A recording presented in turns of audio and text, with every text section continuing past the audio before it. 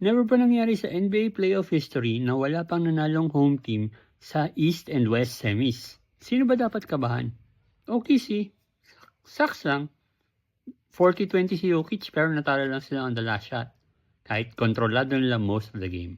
What they need to do is to rebound better, play better defense, at huwag makipagsabayan in a shootout. Mas kabahan dapat ang Boston. Not because they missed 45 triples, the most in NBA playoff history, or they blew a 20-point lead, the most in playoff franchise history, but because of the injuries to Kristaps Porzingis and Sam Hauser.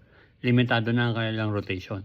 Plus, the Knicks know how to come back from the 20-point leads. No lead is safe.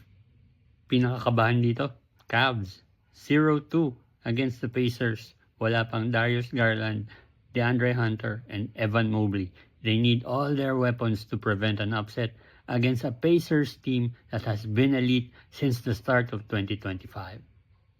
Sinong tingin mong matatanggal sa tatlo?